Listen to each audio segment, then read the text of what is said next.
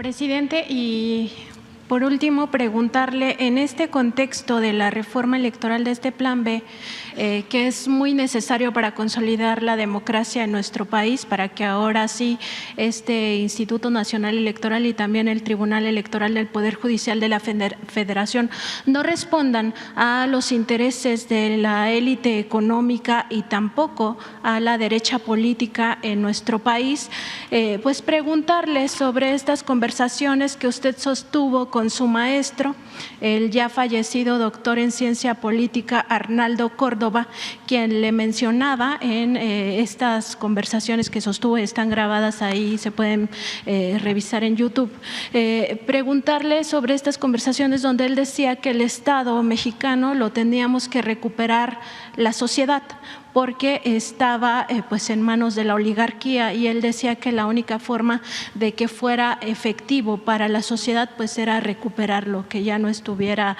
capturado, ¿no?, por estos grupos, sobre todo por el poder económico.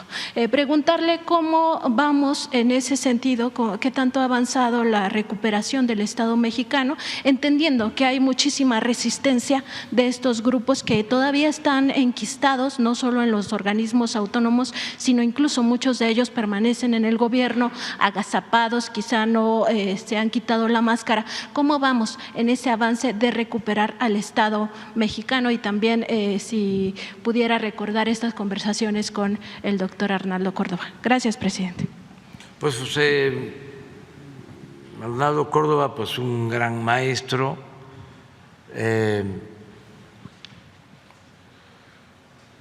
un intelectual de primer orden, con buenas obras, es el creador de libros como El sistema político mexicano, La política de masas del cardenismo, en fin, un gran maestro.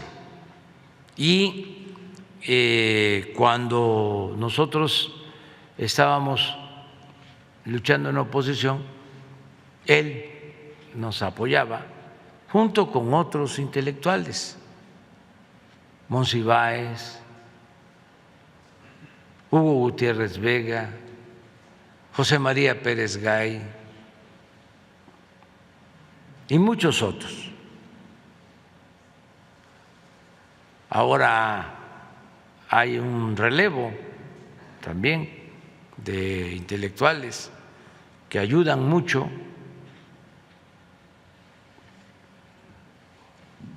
Siempre ha estado pues aportando aún con independencia, con autonomía, Lorenzo Meyer,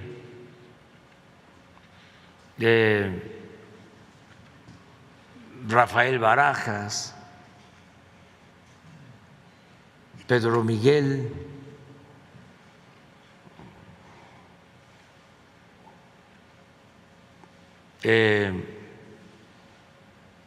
muchos intelectuales,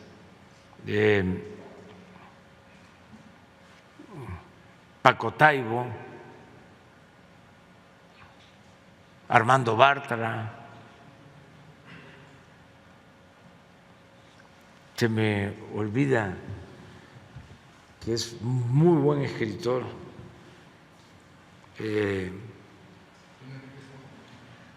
el maestro Enrique Semo, siempre consecuente, siempre, siempre, siempre. No, joven, Fabricio Mejía, y muchos otros que nos ayudan bastante, y actores y periodistas que están ayudando, y muchísima gente, muchos ciudadanos en las redes. Yo me inspiro bastante en lo que veo en sus comentarios geniales. Y además, la defensa que hacen. Ayer, por ejemplo, de manera infame, una persona puso por el fallecimiento de Miguel Barbosa, puso, sigues tú, Andrés Manuel. Fíjense esas cosas. Un señor Marieto, ¿cómo se llama? Sí, pero el clásico conservador, así, de malas entrañas, porque eso pues no se le desea a nadie, pues a nadie se le debe desear la muerte, pero los hay así. Entonces la misma gente se hace cargo de hacer cuestionamientos y tuvieron que borrar los mensajes. Entonces, el maestro Leonardo Córdoba, pues, una persona excepcional, y cómo vamos en la recuperación del poder para el pueblo, yo pienso que hemos avanzado mucho. Ayer mencionaba de que ya habían utilizado hasta como ofensa el que los días 12 de diciembre sacaban cosas, ¿no?, contrarias al pueblo. Un 12 de diciembre sacaron lo del FOBAPROA en el Congreso, el PRI y el PAN. Y un 12 de diciembre sacaron lo de la reforma energética para entregar el petróleo. Y decía yo que este 12 de diciembre ya nada, porque ya no pueden hacer esas barbaridades. Entonces me preguntas, ¿cómo se ha ido avanzando? Muchísimo. Ahora están buscando que no se apruebe la ley electoral cuando pues es importante el que se dé el ejemplo de que no se debe de gastar mucho, que el presupuesto es del pueblo y que hay que cuidarlo y que hay que distribuirlo y le tiene que llegar más presupuesto a la gente más pobre, más necesitada. Sí, pero ¿qué pasa con la ley electoral? Pues ayuda en ese sentido, en que no compren el voto, pero de todas maneras ya es el pueblo el que manda en el país. Ya no es el tiempo de antes. Convocan y llegan 100, 200, 300, claro, en todos los medios, ¿no? Salen, aparecen. Y Claudio X González, pues encabezando, ¿no?, este movimiento. Sí, están pasando por un periodo muy decadente los conservadores.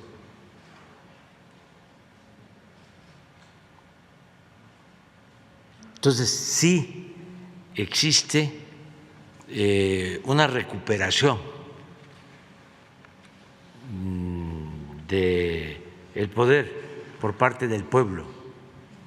Se está cumpliendo aquello que me dijo un migrante en San Quintín, en la campaña, maestro poblano, que después de un mitin me buscó y me dice, vamos a ganar,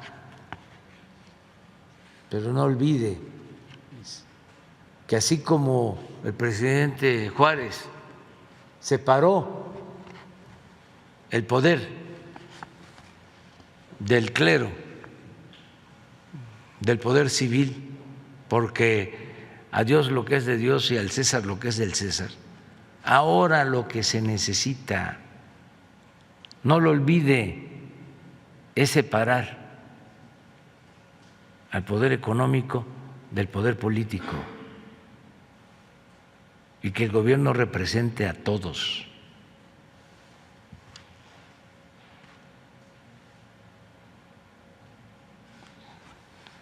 Sabia recomendación, un gobierno que represente a todos, que no esté tomado, que no esté secuestrado por una minoría rapaz, por un pequeño grupo. ¿Quiénes eran, pues, los que dominaban en el gobierno? Pues los potentados, al grado de que no pagaban impuestos, hacían lo que querían porque tenían el control de todos los medios de información, manipulaban a su antojo. Tenían a Krause encabezando un grupo y a Aguilar Camín encabezando otro grupo de intelectuales orgánicos, financiados por el presupuesto.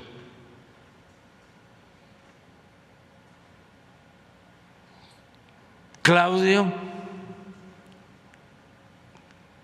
me acuerdo que cuando la elección del 2006, en una reunión de empresarios, él se paró a defender a los que habían comprado Banamex y no habían pagado impuestos. Y luego se convierte, como dicen, líder, activista social. ¿Saben para qué? Para impulsar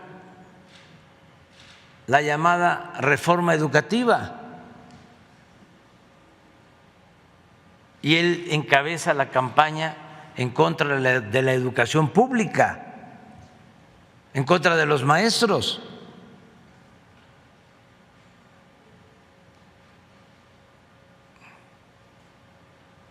A favor de la privatización de la educación. Llegó a tener unos, ¿cómo se llaman estos carteles grandes? Espectaculares, donde medía el tiempo en que no había clases en las escuelas, porque los maestros eran unos flojos. Una mentalidad retrógrada. Pero lo increíble, inaudito, es que llega a convertirse en el líder de los partidos opositores y es el jefe de los partidos opositores. Imagínense qué diría Calles o López Mateos o Manuel Gómez Morín.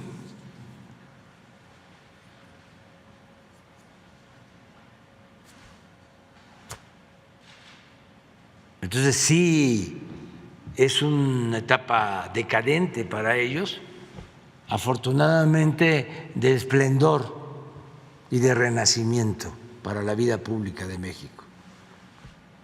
Entonces sí hemos avanzado muchísimo. Ya ellos no deciden sobre el presupuesto. ¿Ustedes creen que si ellos estuviesen en el poder se estarían entregando las pensiones a los adultos mayores? Lo dicen. Estaba yo viendo ayer a el diputado de Coyoacán, Cuadri, haciendo cuentas de que es más lo que se les da a los adultos mayores que lo que se le da a los jóvenes para la educación. Para empezar, ¿por qué no darle a los adultos mayores?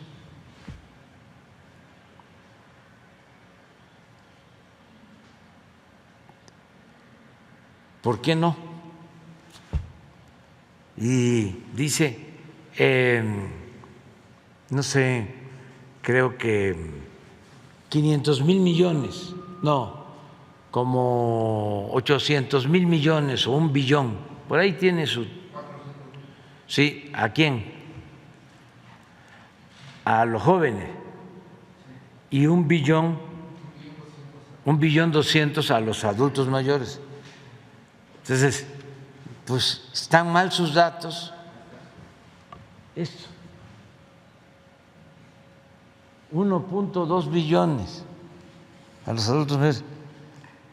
Estamos incrementando y deben de ser como 350,000 millones este año las pensiones, que es bastante, desde luego, pero bien merecido.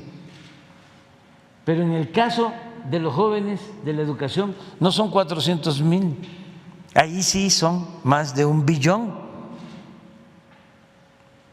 Imagínense lo que se invierte en educación. A ver si no tienes el presupuesto de educación.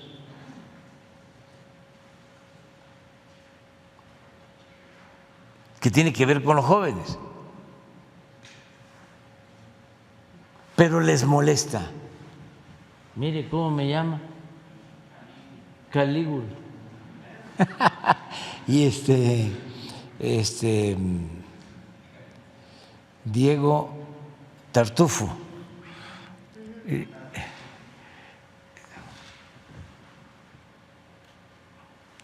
A Diego hablando de apodos, le dije en un debate, le digo a ti, en un debate que moderó López Dóriga, a ti te conocen, te dicen la ardilla, porque vives en Los Pinos.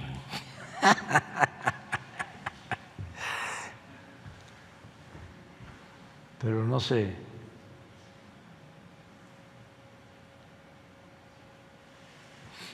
La Secretaría de Educación.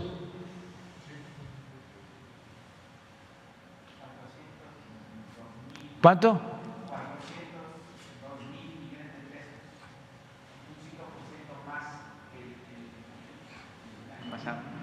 Sí.